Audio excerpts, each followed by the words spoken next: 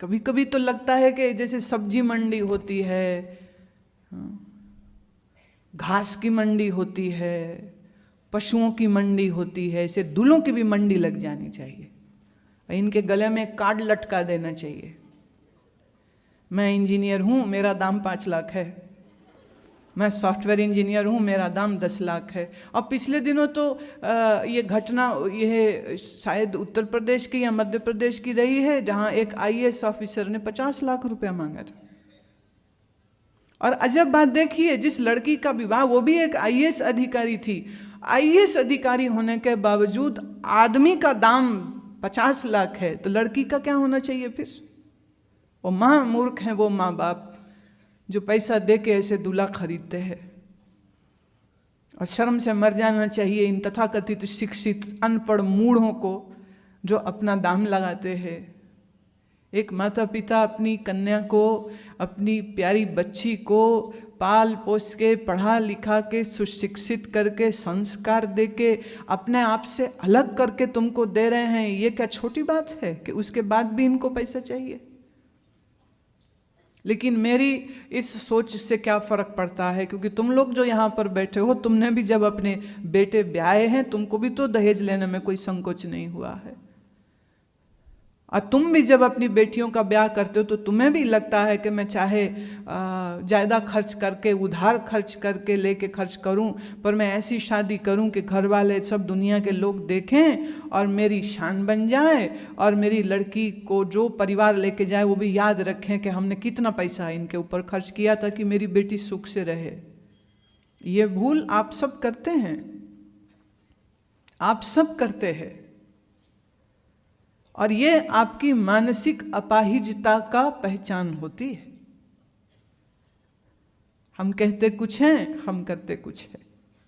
और फिर आप पूछते हो कि हम भक्ति के मार्ग पे कैसे चले? भक्ति के अभी तो तुम इंसान होने लायक नहीं हो, अभी तो तुम इंसान बन जाओ तो ये भी बहुत बड़ी बात हो जाएगी। भक्ति तो बड़ी दूर की बात है। तो वो सोचती है कि मैं अगर अपनी बच्ची के लिए 5 लाख रुपया खर्च करती हूँ तो मेरी बच्ची का भविष्य सुरक्षित हो जाता है। सरकार का ऐसा कानून है कि अगर कोई हिंदू मैरिज एक्ट के अनुसार अगर कोई हिंदू पुरुष दूसरा विवाह कर ले तो उसको जेल भी हो सकती है, उसकी सरकारी नौकरी भी छूट सकती है।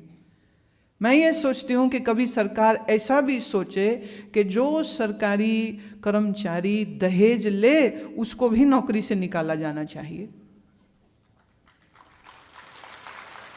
क्योंकि सरकार के बनाए कानून को तो वो खुलेआम तोड़ रहा है। तो ऐसे व्यक्ति से हम क्या अपेक्षा कर सकते हैं कि वो सरकार के कानून का पालन दूसरों से करवाएगा जो खुद कानून को भंग कर रहा है? पर कानून की जो ताकत है वो अपनी जगह पर है। पर मैं ये सोचती हूँ कि हमारे मनोबल की ताकत से बड़ी कोई ताकत नहीं हो सकती है, तो अपने गले पर अपना ही दाम नहीं लगा देना चाहिए, और कोई दूसरा भी लगा रहा हो तो उसको भी टोक देना चाहिए। मैंने कुछ एक ऐसे नौजवान भी देखे अमृतसर में, 2 मैंने ऐसे लड़के देखे जिन्होंने लड़ के झगड़ के अपने माँ बाप से कह दिया घोड़ी पे नहीं बैठेंगे, बारात में 50 से ज़्यादा लोग नहीं जाएंगे, और शगुन के नाम पर उन्होंने 1 रुपया भी अपने होने वाले सास ससुर से नहीं लिया, हम नहीं ले, और अपने माँ बाप को धमकी दे दी कि अगर तुमने ऐसा कुछ वहाँ पर किया तो मैं लड़की को अपने साथ लेकर के वहाँ से निकल जाऊँगा, और तुमने जो मज़े लेने हैं ना लड़के की माँ बन के और लड़के का बाप बन के जो तुमने ठुमके लगाने ना, वो कुछ नहीं होंगे, उल्टे बेइज्जती हो जाएगी तुम्हारे पूरे समाज के सामने कि तुम लालची हो और तुम्हारा लड़का तुमको वहाँ छोड़ के और अपनी दुल्हन को लेकर के चला गया। तो उसने धमकाया उनको, पूरा नहीं लेने दिया, उसने 1 रुपया नहीं लेने दिया। और लड़की के माता पिता को भी बोला कि आपको कुछ देना है तो अपनी बेटी को दीजिए, मेरे लिए बोले सूट तो बड़ी दूर की बात है, निक्कर भी नहीं लूँगा, ये उसके शब्द थे। बोले सूट को बड़ी दूर की बात है, मैं नहीं कुछ भी लूँगा, आप सिर देने की कोशिश भी मत करना। आज वो विवाहित जोड़े के 2 बच्चे हैं और बहुत सुख से रह रहे हैं, और ये होता है शिक्षित होने का परिचय। शिक्षित आप खाली डिग्री से नहीं हो जाते हैं, शिक्षित आप अपने शुभ कर्मों से होते हैं। जब आप एक ऐसी मिसाल अपने सामने रखते हैं तो हमको ये बात इसलिए कहनी पड़ रही है क्योंकि ये एक ऐसी त्रासदी है जो आज भी समाज में एक कोड़ की तरफ बढ़ रही है। आज भी हैरत होती है कि दहेज के मारे कोई लड़की आत्महत्या कर लेती है, कोई जल जाती है, किसी को मार दिया जाता है। और पीछे तो ऐसे मतलब लगता है कि राक्षस तब क्या होने थे जो आज राक्षस है। अपनी पत्नी 2 बच्चों को ट्रंक में डाल के जला दिया ताकि वो दूसरी जगह में शादी कर सके जहाँ ज़्यादा पैसे उसको मिल रहे थे। ऐसे दुर्दांत हृदय को विदारक करने वाले ये जो घटनाएं जब होती हैं तो मनुष्य के मन का लोभ और मनुष्य के चित्त में जो फ्री का जो माल है वो मिल जाए, उसकी कुधारणा का जो प्रचलन चल रहा है, इसको आप ही रोक सकते हैं अपने जीवन से, अपने चरित्र से। तो बातें कहिए ही मत, उन बातों को अपने जीवन में अमल के रूप से मनन करते हुए उसकी एक मिसाल अपने जीवन में लानी चाहिए। साहब कहते हैं, तरुण होते ही, जवान होते ही स्त्री पुरुष की और पुरुष स्त्री के गुलाम हो जाते।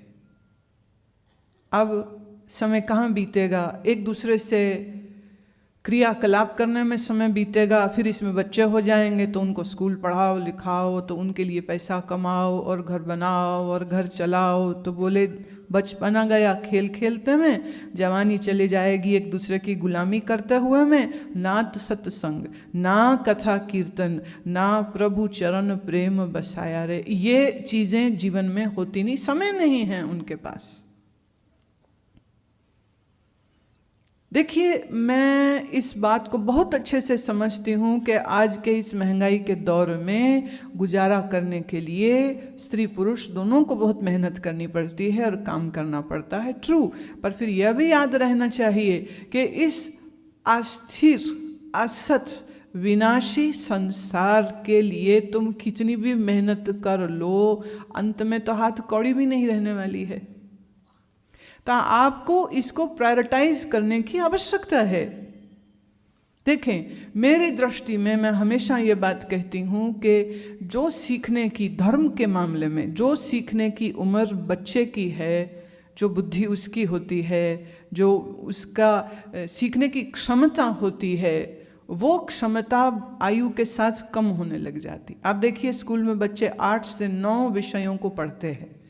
8 से 9 विषयों को पढ़ना, याद करना, इम्तिहान देना, और सब चीज़ वो समझते हैं, सब चीज़ वो याद कर लेते हैं। लेकिन आज कोई आदमी जो 30+ का हो गया है, 40+ का हो गया है, तो वो कुछ नई चीज़ सीखना चाहे तो बड़ी दिक्कत हो जाती। कोई भी चीज़ नई सीखने में, वैसे तो हमारे यहाँ रिवाज नहीं है। एक दफ़े कॉलेज पार कर लिया और शादी हो गई, उसके बाद तुम देवियों ने कभी कोई किताब खोल के पढ़ी ना होगी। हाँ, बच्चों का होमवर्क करवाने को मैं पढ़ाई नहीं कहती हूँ, लेकिन मैं आपसे और आपसे पूछती हूँ, क्या आज जब आप शादीशुदा हो चुके हैं, अपने सो कॉल्ड लाइफ में सेटल्ड हो चुके हैं, क्या आप किसी समय बैठ करके कुछ स्वाध्याय करते हैं, कोई किताब पढ़ते हैं, बैठ करके कुछ नई चीज़ सीखने की कोशिश करते हैं? हमारे यहाँ एक अजीब सा ढर्रा है, जैसे कि शादी हो गई तो बस अब क्या, अब तो बच्चों को देखो, और खुद का क्या, बोले हमारे पास समय नहीं, ज़रूरत नहीं, तो दोपहर पूरी 2 घंटा 3 घंटा टांग पसार के घर में सो तो सकती है, लेकिन कुछ सीखने की इच्छा नहीं मन में रखेगी वो।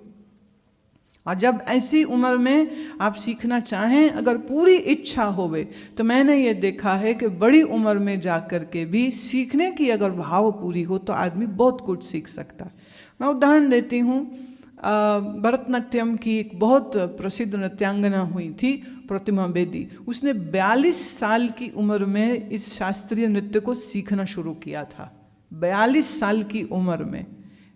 जबकि डांस वालों का जो कैरियर है वो अब तक तो स्टैब्लिश हो चुका होता है, इस उम्र में बहुत पहले से शुरू करते, पर उसने 42 से शुरू किया और चंद ही सालों में न केवल वो एक्सपर्ट हो गई और अपने नृत्य से उन्होंने बहुत प्रसिद्धि पाई, बल्कि उन्होंने दक्षिण भारत में एक बहुत बढ़िया स्कूल बनाया नृत्यग्राम नाम से, जहाँ पर शास्त्रीय जो नृत्य है, विभिन्न नृत्य जो है उनको आगे सिखाने के लिए एक गुरुकुल उन्होंने बनवा दिया।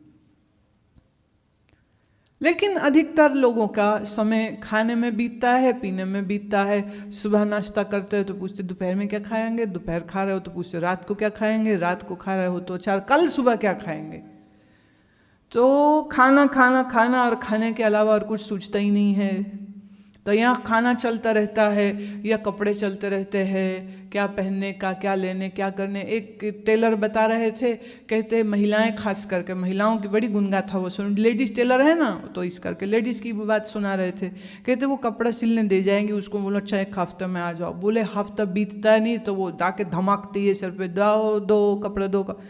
अरे अभी बना नहीं है, तूने बोला था ये है। वो इतना चिक चिक चिक करती, इतनी लड़ाई करती है, लगता है कि एक चमाट मारूं, इसके पर मार नहीं सकता हूँ, मेरी ग्राहक है। तो बड़ी मुश्किल से बहन जी बहन जी बहन जी बहन जी करके तो उसको राजी करते, चाय पी लो, ठंडा पी लो, और जैसा करके अच्छा फिर आ जाना। वो फ़ोन करना शुरू कर, रात 11 बजे भी फ़ोन आ जाता, मेरे कपड़े तैयार हो गए क्या। बोले ऐसे पूछती है जैसे पहनने को एक जोड़ा भी नहीं है, पूछे ऐसे है। तो नंगे थोड़ी घूम रहे हो तुम, घर में कितने कपड़े होंगे, संदूक भरे पड़े, अलमारियों में कपड़े भरे पड़े हैं, लेकिन फिर भी ये चाहिए तो बस चाहिए चाहिए। क्यों, कुछ बस मन में धुन सवार हो गई।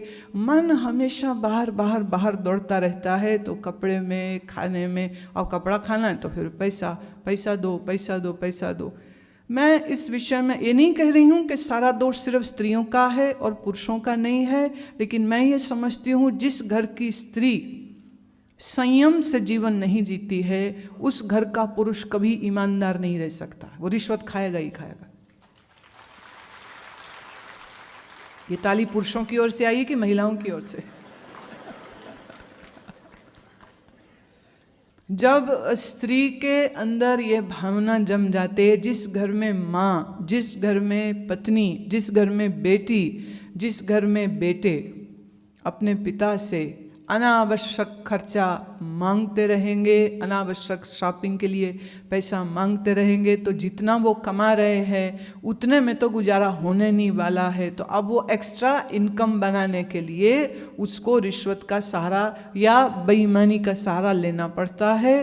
और ये आप कितने आंदोलन कर लीजिए, आंदोलन करने से तो रिश्वतखोरी बंद नहीं हो जाएगी, वो तब तक चलती रहेगी जब तक मनुष्यों के मन का लालच खत्म नहीं होता।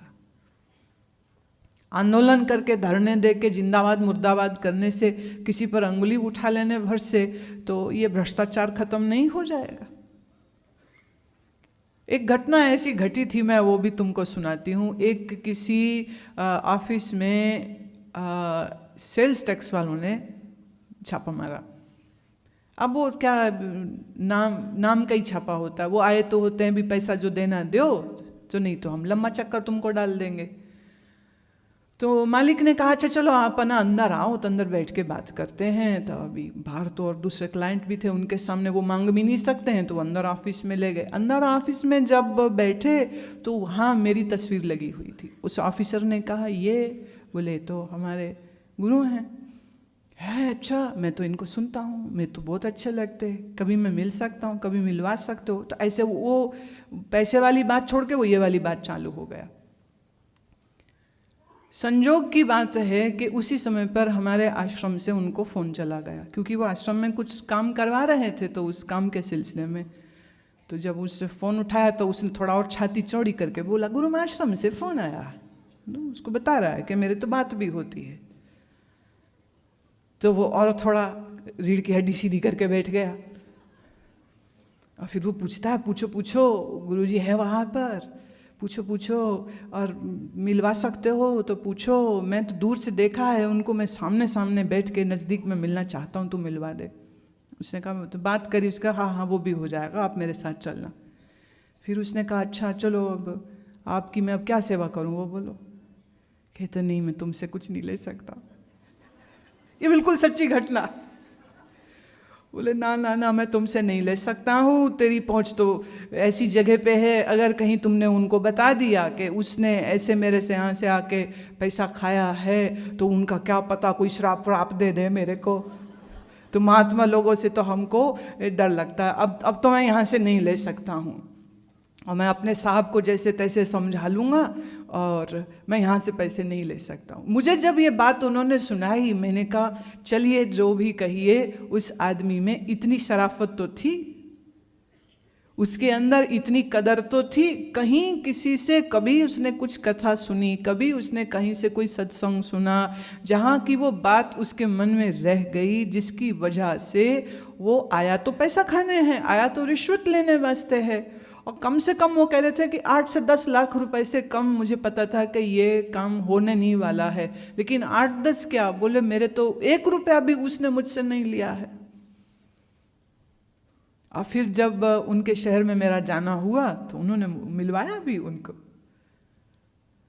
अब ये बात मुझे भी पता है, ये बात उनको भी पता होगी, लेकिन हमने नहीं कहा कि आप ऐसा क्यों करते हैं, क्यों नहीं, क्योंकि मैं ये देखती हूँ कि उस आदमी ने जिंदगी भर चाहे रिश्वत खाई हो, लेकिन जिंदगी में एक मौका तो आया ना जहाँ उसने विचार किया, जहाँ उसने सोचा कि ये धन मुझको नहीं लेना चाहिए। और यही बात मैं सब स्त्रियों से भी कहना चाहती हूँ, सब पत्नियों से, सब माँओं से कहना चाहती हूँ।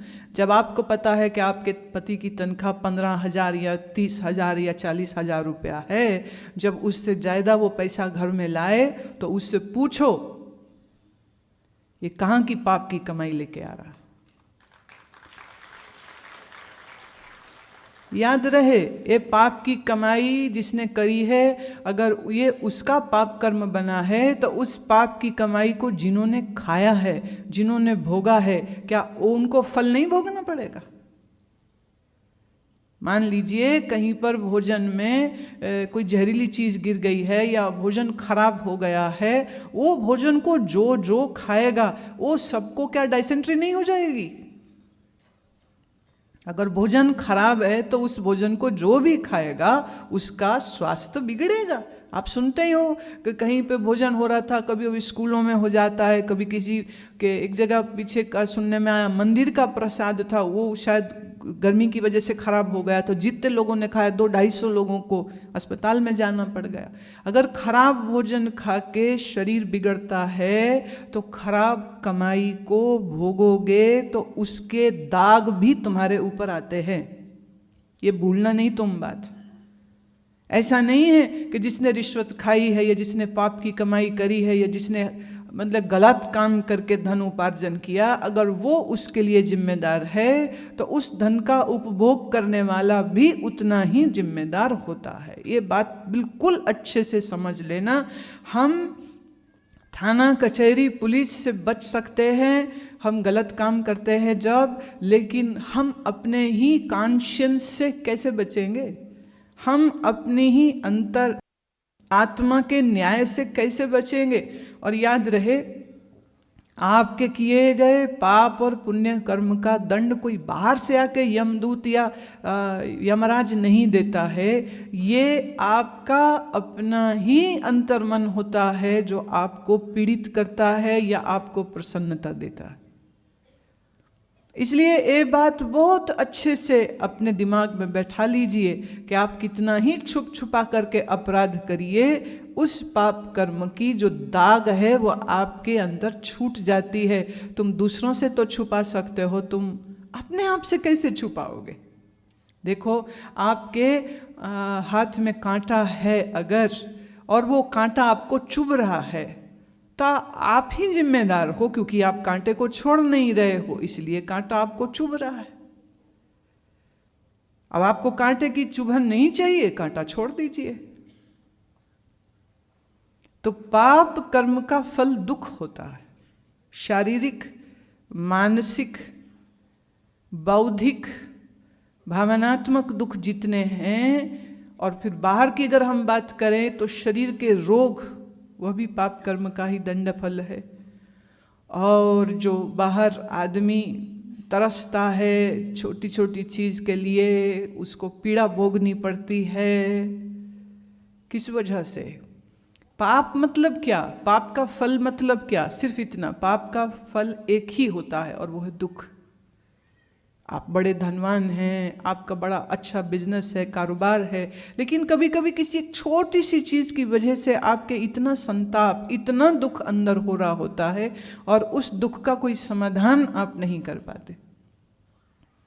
मैं कई बार ऐसे लोगों को देखती हूँ, धनाढ़ है, सक्सेसफुल है, बिजनेस टाइकून है, सब कुछ है, लेकिन एक दुख, लड़का आवारा है, सुनता नहीं है, लड़का अयाश हो गया है, सुनता नहीं है, या घर में कोई ऐसा सदस्य है जिससे सबसे ज़्यादा प्रेम है और वो किसी रोग से पीड़ित है, इलाज कराओ कुछ हो नहीं रहा है, सब है, लेकिन फिर कोई चीज़ एक ऐसी है जो चुभती है, जो दुख देती है, जो कष्ट देती है।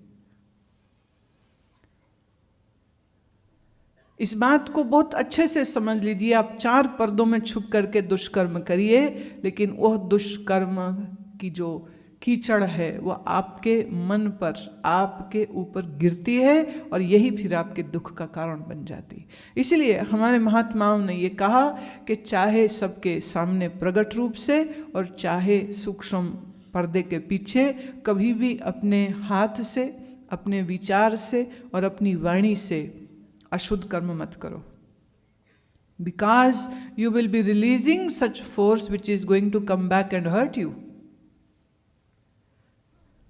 वो वापिस आप तक लौटती है। इसका मैं ऐसे एक उदाहरण देना चाहती हूँ। आप किसी तालाब के किनारे मान लो बैठे हो, किसी झील के किनारे बैठे हो और आप झील में एक छोटा सा कंकड़ फेंको, पानी ठहरा हुआ है, आपने कंकड़ फेंका, क्या होगा? रिपल्स, लहरें, गोल गोल लहरें जो है वो बनने लग जाएंगी और 1 बनेगी, 2 बनेगी, 3 बनेगी, 4 बनेगी और धीरे धीरे दूर किनारे तलक वो जो लहरें हैं वो फैलती चली जाती। तो सतह पर तो लहरें बनती ही हैं, उतनी ही लहरें पानी के अंदर भी, जहाँ कंकड़ वो गिरा है उस जमीन तलक अंदर भी उसके कुछ मूवमेंट होने शुरू हो जाती। पत्थर एक फेंका है, कंकड़ एक फेंका है, लेकिन उसकी लहर दूर किनारों तक पहुंच जाती। ऐसे ही जब हम कुछ भी कर्म करते हैं, कायिक, वाचिक अथवा मानसिक, कायिक मतलब शरीर से, वाचक मतलब जब वाणी से कुछ कर्म करते, मानसिक हमारे विचार और हमारी भावनाएं जो हैं, इससे हमारा कर्म एक ऐसा कंकड़ है जो समय की इस झील पर फिर एक लहर बना देता है, एक फोर्स है जो आगे से आगे से आगे से आगे उसका प्रतिफलन होता रहता। इसलिए कोई भी क्रिया ऐसी नहीं है जिसकी प्रतिक्रिया ना होती हो। Is it possible?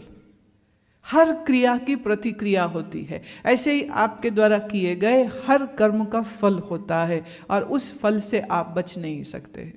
हाँ, आजकल टीवी में एक बड़ा कमाल का प्रोग्राम कभी कभी आता है, मैंने देखा, सो मैं बताती हूँ। वो कोई तो कुछ चीज़ बेचते हैं, कोई कुछ चीज़ बेचते हैं, कोई कुछ चीज़ बेचते हैं। वो बोले ये चीज़ अपने घर में रखिए, मतलब मुझे अब नाम लेने की आवश्यकता नहीं, आप बड़े समझदार हो, टीवी के भक्त हो, आपको सब ज्ञान है, क्या क्या उसमें दे रहे होते। इसको और घर में रखिए, इसके साथ आपके सारे दुख दूर हो जाएंगे। और 2, 4, 5 महिलाएं, पुरुष बैठे होंगे। तो वो कहते, एक तो बड़ा अजब, ऐसा ऐसा मूर्खों से भरा पड़ा है, फ्री का कॉमिक शो हो जाता है। एक बोला मैं तो गंजा हो गया था,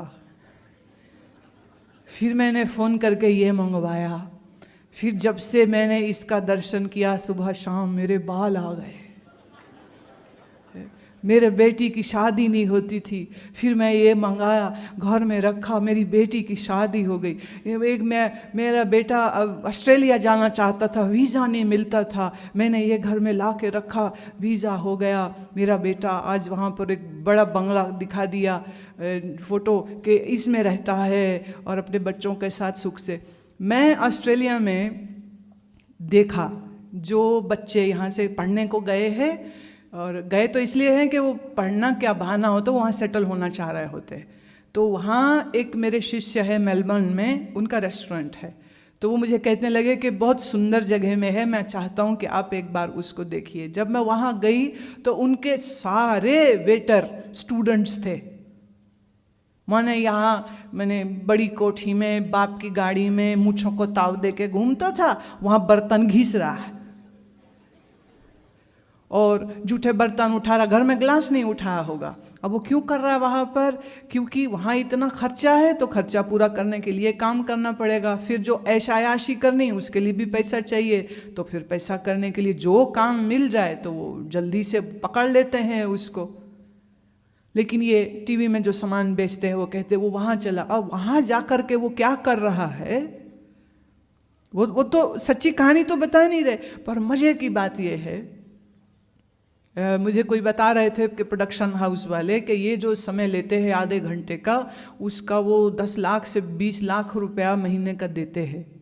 अच्छा, इसका मतलब अगर वो 20 लाख रुपया महीने का उस प्रोग्राम को दिखाने के लिए दे रहा है तो कम से कम 50 लाख तो कमा रहा होगा ना, पक्की सी बात है। तो ये जो इतनी उसकी आमदनी हुई किस वजह से हुई? वो समाज की इस अज्ञानता की वजह से हुई कि ये चीज़ लाने से मेरे सब दुख दूर हो जाएंगे। भाई, दुख है आपके पाप कर्म के कारण। आपको दुख नहीं चाहिए, जीवन में पुण्य कर्म को ले आइए। सेवा से, साधना से, सुमिरन से, सत्संग से, इससे you generate beauty, you generate happiness, you generate anand. आप अपने जीवन में खुशी के रचयिता हो जाते हैं, आप सृष्टा हो जाते हैं, अपने लिए आनंद की सृष्टि बनाने लग जाते हैं। तो आनंद की सृष्टि बनाना तुम्हारे अपने इख्तियार में है। लेकिन अगर आप अज्ञानी जीव की तरह, मूढ़ों की तरह, ये चीज़ लाने से मेरा दुख दूर हो जाएगा, वो चीज़ घर में लाने से दुख दूर हो जाएगा। एक बार लोगों को जब देखती हूँ तो बहुत अजीब लगता है, अरे भाई, भगवान का प्यार, प्रेम, भरोसा कहाँ गया? कपूर की तरह उड़ गया सब। किसी के घर में जाओ तो वो नींबू और मिर्चें किसके किसके लगी हैं बोलो? दुकानों में, ऑफिस में, ऐसे वो नींबू मिर्चें टंगी रहती है। और नींबू मिर्चें तो हो गई पुरानी, आजकल क्या टर्किश ईवल आई, वो टंगे रहते हैं, वो भी बिकती है, वो भी लोग खरीदते हैं, बड़ी महंगी, वो भी खरीदते हैं। और तुर्की में जो बंदा बना रहा होगा वो हंसता होगा, कैसे पागल लोग हैं ये, कि हमारे शगुफे के ऊपर इतना विश्वास करते हैं, तो नींबू मिर्ची टांगते हैं, हमारी दुकान को नजर नहीं लगेगी। अगर नींबू मिर्च लगाने से दुकान को नजर नहीं लगती तो एक एक अपने सर में और कान में भी टांग लिया करो, फिर तुम्हें भी नजर नहीं लगी। जहाँ जाओ ना तो 2 मिर्चें नींबू ऐसे टांग लिए इधर।